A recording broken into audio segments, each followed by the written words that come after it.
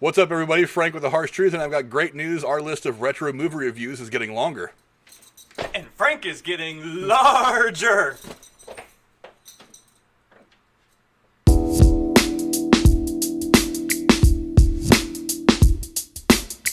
What's up, freak bitches, wherever you may be, however you may be listening. Thank you for giving us just a few minutes of your time. Here with me to do another retro movie review on the 80s classic Airplane is my hetero life mate, Jeremy Wolner. What's up, buddy?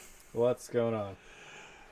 Yeah, talk about classics. I mean, this is one that as soon as this idea came up, I was like, this has got to be at the top of the list to do this film. It's got to be in there. It's quotable, it's hilarious. It's still fun. It's classic. It's got everything that a great movie should be, with the exception of some gratuitous sex scenes. But it was the 80s. So. But it was the 80s, so I mean, they could have gotten away with it, but they wouldn't be able to fit it in a movie. They didn't make 3-hour-long movies back then, so you didn't have time. No. But anyway, what we're doing today is Airplane. Now, let's start with the plot of this. Drowning his sorrows after that botched mission during World War II, the traumatized former fighter pilot with a fear of flying, Ted Stryker, still hasn't gotten over his old flame and flight attendant, Elaine Dickinson. Determined to win her back, Ted boards a domestic flight from Los Angeles to Chicago, only to come face-to-face with a severe case of in-flight food poisoning that is threatening everyone's lives. Now, with most of the passengers and the entire cockpit crew down with the foodborne illness, Stryker has no other choice but to confront his inner demons and take over the control of the ungovernable aircraft with the help of a gruff air traffic controller and his former commander. Can Ted land the plane and save them all? Well, who cares? Honestly, that plane could have crashed the end of the movie. This movie would have been fantastic. I say, let him crash. I say, let him crash. With minor help from Otto the autopilot. Otto the autopilot. Can't forget him. The movie stars Robert Hayes as Ted Stryker, Julie Haggerty as Elaine Dickinson, Leslie Nielsen as Dr. Rumack, Peter Graves as Captain Clarence Over, Lloyd Bridges as Steve McCroskey, Robert Stack as Captain Rex Kramer, and Lorna Patterson as Randy, with actors Steven Stucker, Kareem Abdul-Jabbar, Barbara Billingsley in supporting roles. The film opened on June 27th of 1980, and overall it grossed $83 million at the U.S. and Canadian box office, returning $40 million in rentals, making it the fourth highest grossing film of 1980. The film grossed $158 million worldwide. It was a huge success. That was back when they actually started counting movie rentals as part of the movie gross. I don't think they do that anymore. And also, that's 80s money, so that's pretty good. That's still a whole lot of money. There's actually a thing you can go and convert that to modern day money. I don't feel like doing it right now. But yeah, it's God. There's so many quotes in this movie. Mm-hmm. The best thing about it, the spoof movie has been done for a long time. Mm-hmm. It's other than maybe the scary movie stuff that came out back in like the early 2000s, spoof movies 90s. Have just not been good for a long time. And even the last couple of those were kind of shitty. I think people just got bored with them. They got bored making them. They just wanted to make a few bucks. They had their time. It's not as... Even the reason why scary movie works is because it was like meta and it was like self-aware, and that was the whole joke, that they were like, no, this may not work, but it did, because that was the whole point of them knowing, hey, we're in a horror movie, lols. But yeah, but and on top of that, I just think in the current climate, you can't really go for a lot of the cruder humor that you once could back in the 80s when you made movies like this, Porky's, Zapped, things like that. I don't think, yeah, you can't go for that kind of humor anymore without pissing off half the social justice warriors that want to get mad at something. So it kind of makes Tumblr bitches. Yeah, it kind of makes these movies these gems that it's the rare gem that you can't. It's one of those things you can't reproduce anymore. So you have to value the ones that you have. Mm-hmm. So it's just one of those great classic films. It's like I still laugh just as hard, not having seen it for a few years. Like I hadn't really actually watched it in a while. I just got back into it like 5 minutes in, I'm already still laughing just as hard as I did the first time.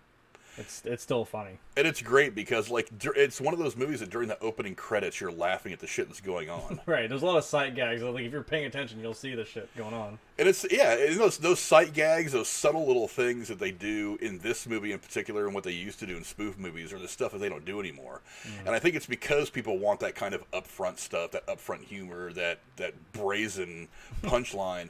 People don't process humor the same way anymore. I think that's one of the reasons why people have never really got into British comedy here in the United States. British comedy is very dry, very subtle. They want the upfront stuff. Yeah, I love British comedy. I think it's hilarious. But they don't being served? Yeah, they don't seem to have the power to see the things in the background. It's like you hear the character delivering the line, but there's a little thing, a picture back here. Yeah. There's a bottle back here with a funny label on it. I mean, people don't notice things like that anymore. I mean, nowadays they're called Easter eggs, and they're in movies, and they have to be pointed out after the movie comes out because most people are just too stupid to see them. And that's what I always thought. I was like, am I weird for like when I watch a movie like. My mom's even getting better with this too. I'll say something, she's like, "What? Rewind it. I didn't see that." I'm like, "No, do you realize I know where the focus is. I know where your eye's traveling because there's a way to cut movies that your eye naturally kind of follows things." But I'm like, I'm doing like this, like looking all over. Like I'll see something in the background or something happen over here. I usually do that the second time around. Like if I go see a Marvel movie or something like that, I'll just like concentrate on the movie the first time. The second time I go back to see it is when I'm kind of looking in the peripheral. I'm not watching watching the character deliver dialogue. I'm looking at those little things that are in the background, trying to catch those things. There's Howard the Duck right there. Yeah, he's right there. But is that everybody? But but yeah, I mean it's so full of that just wonderful. Just gags, and I think part of it is that people don't even really want to do gags anymore. I think there was probably a time for it, and maybe that time had passed. Maybe. And I think they kind of brought it back, and I think maybe nostalgia is what drove things like the scary movie stuff. And trends do go in a circle, so maybe it'll kind of come back. Maybe. Yeah, but again, it seems a little early for this, but I mean, like it might come back. I think that society doesn't want that. Society doesn't want like that absolutely hilarious scene where the chick is freaking out and they're all in line to slap her. Smack her. It's like to watch it. It's funny as hell. But today they're like, oh my god, that's beating a woman. All these people are going to freak out because it sends the wrong message. And while I get it, I don't like guys that hit women. I don't like beating up anybody for no reason. No. But it's just you have to be able to put that aside and just watch it in the context of the humor. And nobody can do that anymore, which is why I don't think you can make movies like this anymore. Yeah, one edgy kind of part is like when he's telling, like every time he tells a story, like someone's about to just kill themselves. And the first one, like the old woman's just sitting there swinging because she hung herself from the plane. I was like maybe that's a little far, but I don't know. It's still, I get the point. Is every time he tells a damn story, someone wants to kill themselves. Well, I mean, and on top of that, I mean, it's like they're talking. There'd probably be people bitching about how he taught the African tribe basketball in the flashback. Oh, that's so racist! You teach black guys basketball. They had them speaking jive, like that was the whole joke too. The two black guys on the plane.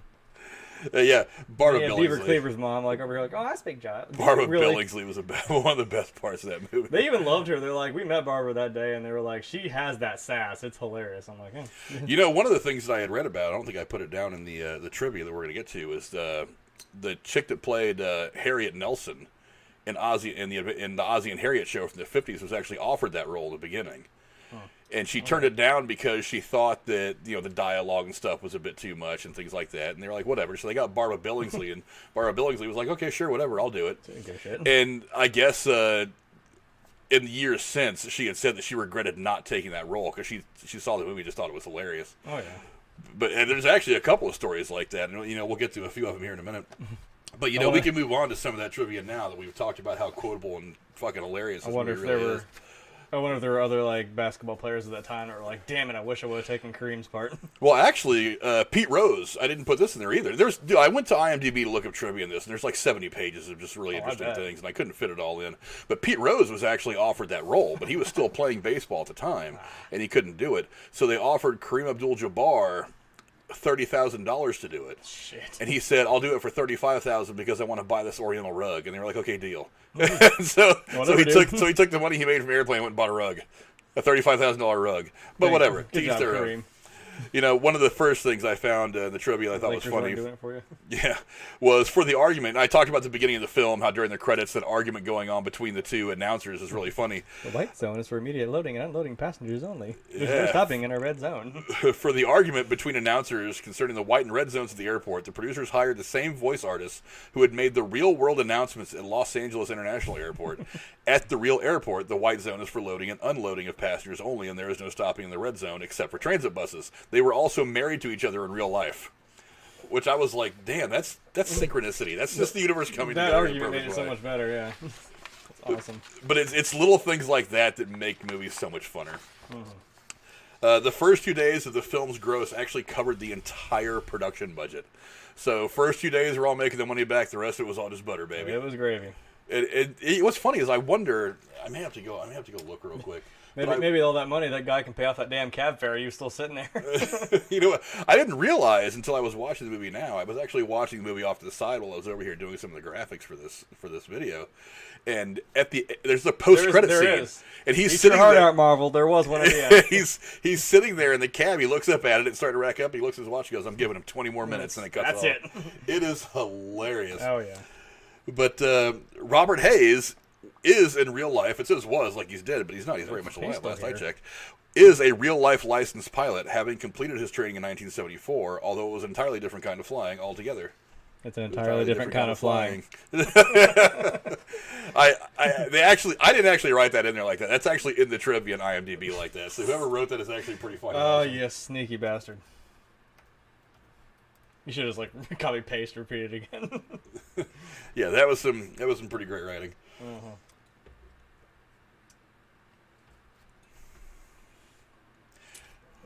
One of the things, and this kind of plays to the point that I was making earlier about why you can't make movies like this these days and why the spoof genre eventually kind of fizzled out because people get offended.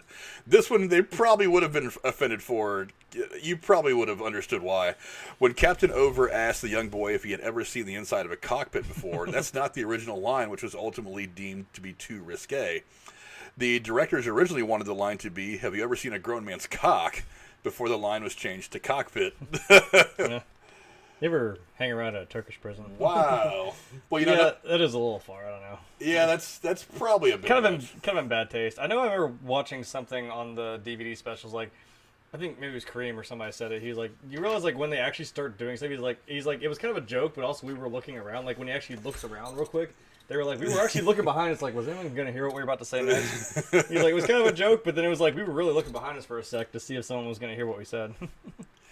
As if we needed to have any more evidence of just how much of a fucking badass Robert Stack really was. Oh, yeah. Robert Stack, at age 61, did his own stunts during the fight scene in the airport ticket area. That's pretty impressive, because like when you look at it, you're like, when he does that little backflip with the guy, like he comes back up, like no, you see his face. That is him doing that shit. Yeah, that was no bullshit. And I think one of the directors was one of the religious guys too, I think, if I remember.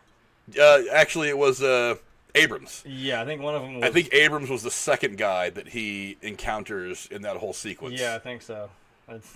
And that actually brings me to the next one that I have on here. Jerry Zucker and David Zucker, two of the directors, appear as the ground crew in the beginning of the film. They are the ones that direct the airplane into the window of the terminal. So that's the two directors, the two Zucker brothers.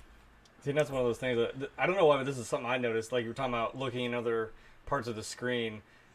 Like when the plane comes through, that's the gag, is that the plane comes through the window. But like if you look in the bottom, there's some lady just like chucks a baby up in the air and just starts running. There's a little like blanket that goes up in the air. I'm like, that's stupid shit like that. But that's why this movie's so brilliant. Again, it's like it's these little things that they pepper in there that every time you watch it, you seem to notice something different. Even, God, Jesus, what is it, 40 years later? Yeah. You watch it and you pick out that one thing that you had, like, God, 40 years, I've seen this thing 7 million times, and I didn't notice the lady throwing the baby up in the air as the thing's coming through the window. Also, one of the things I read, and I didn't put this in the trivia either, is that there were a large number of pilots that have admitted to pulling that off, to taxing the airplane right up against the window. Some pilots even admitting that they actually touched the glass. I was like, good God. I was like, how do they let people do this? That was, to me, I was like, if I was in an airport terminal, and I fly from time to time, if I was in an airport terminal and I saw a pilot do this, I'd probably shit myself. Yeah. Especially having seen this movie and like replaying that in my head as the nose of this jumbo jet is coming at me. But in the casting possibilities department, Sigourney Weaver actually auditioned for the role of Elaine Dickinson. I mean, okay. Well, she did. When did she do Alien? Was that Alien was 79. So she had already done Alien. Probably finishing that up, right? So, well, when did they film this movie? Maybe it had been around the same time, like in the summer. 40. Well, they filmed it this summer because that's why 79. Pete Rose couldn't do it. He was busy playing baseball. Yeah, so when you think that's when it comes out, then Alien was before. No, she would have been done because you film it a little bit before that, and then once you got the movie up, it's the next year, give or take. I don't know how long it takes to make. It was a spoof movie. It probably didn't take as long as, like, say, a big production movie, but you know. It doesn't really say on here the filming dates. I probably have to do a little more digging to figure those out. But I'm assuming she could have done it. I would think. I don't know. I mean, it came out in June. Of 80, right? June 27th, 1980. So It filmed in Toronto and Buffalo. Oh, no, I'm sorry. It released initially in Toronto and Buffalo and had a wide release July 2nd. I we forget just exactly passed the where it anniversary filmed. of it. Woo!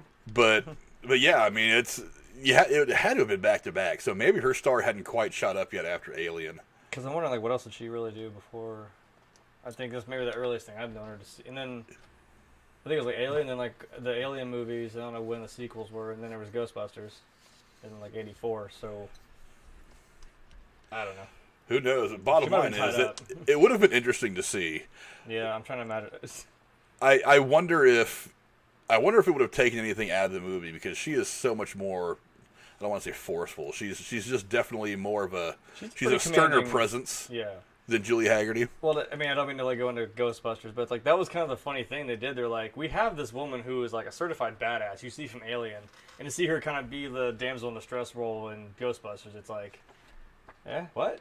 She plays it, but like, I couldn't see her being. Yeah, I'm used to her being.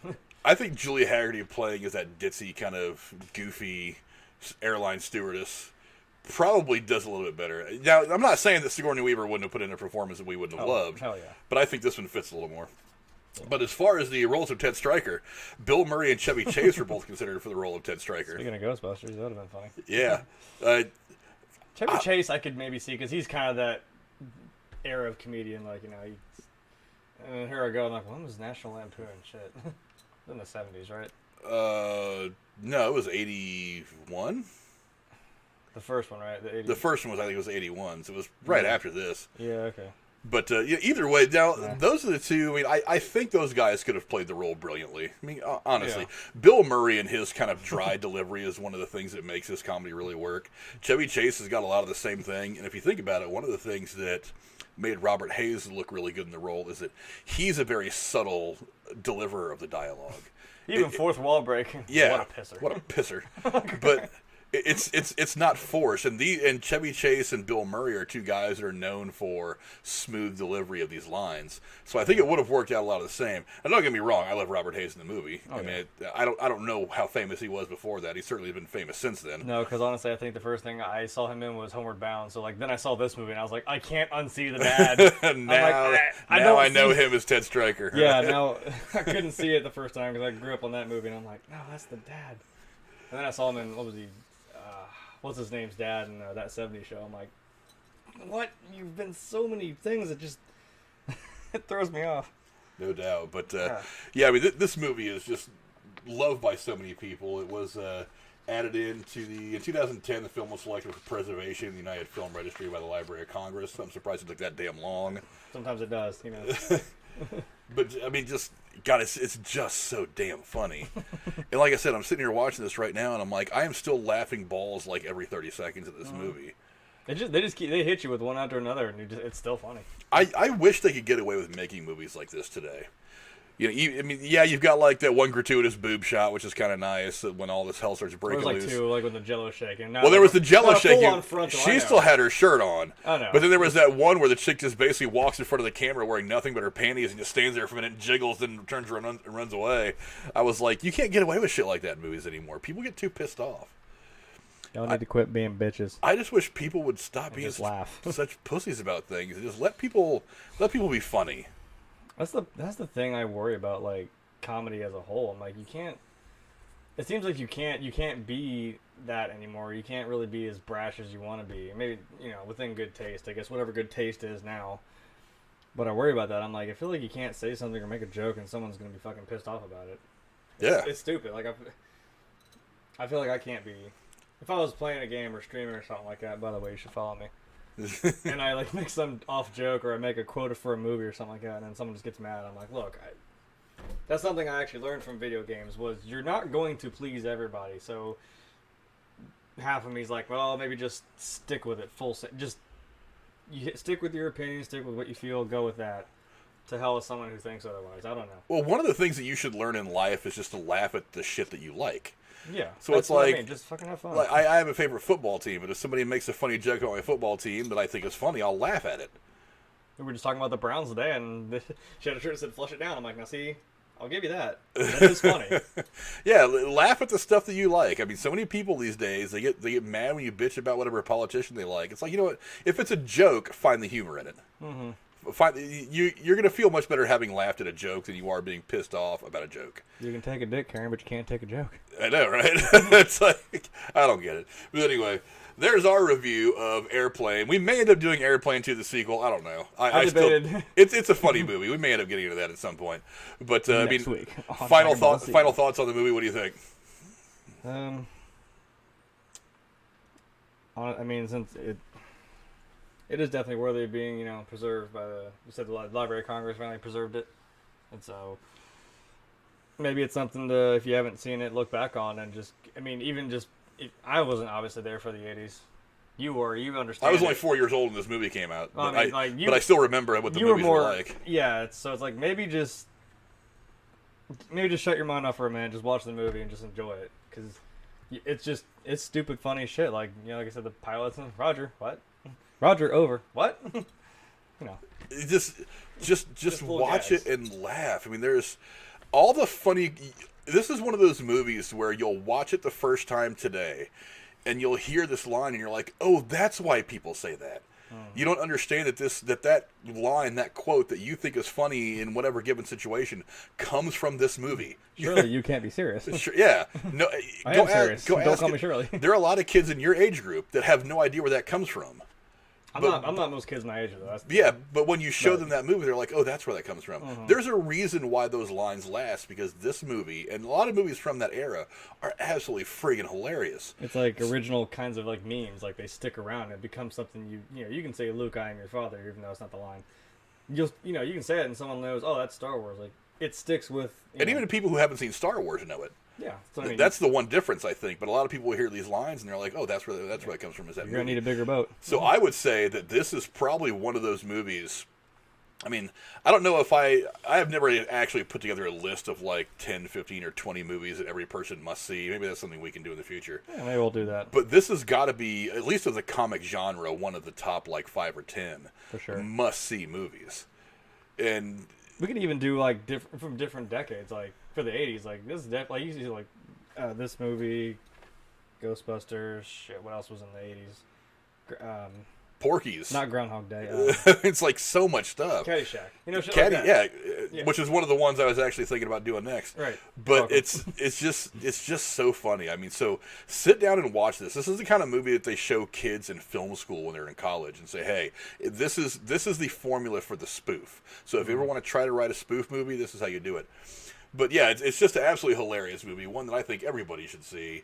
It's actually available on Prime right now for rental. I actually have a copy of it on DVD. That's why it's easy to watch. I've got DVDs. Yeah, I'm sure you could find it online in a couple different places. I really think you guys should just go watch it right now. It's a truly funny movie.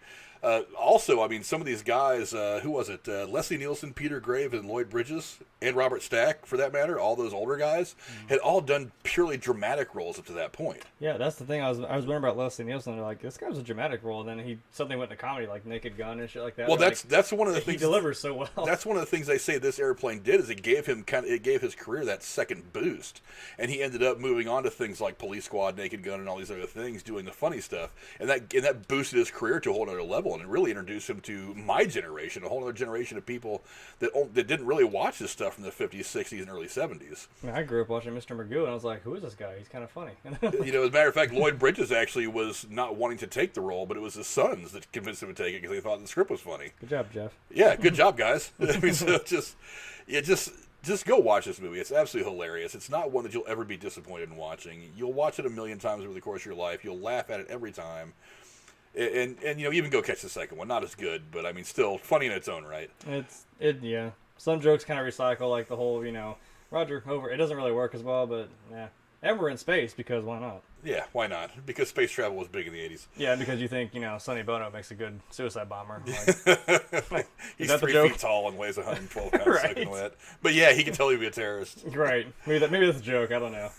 Anyway, that's our review of the movie Airplane, the classic from 1980. Go down in the comments below. Let me know what you guys think. Is this a movie you've even seen, heard of? You've probably heard of it. Go down in the comments below. Let us know what you guys think. Also, all of Jeremy's stuff, his contact information is in the comments below.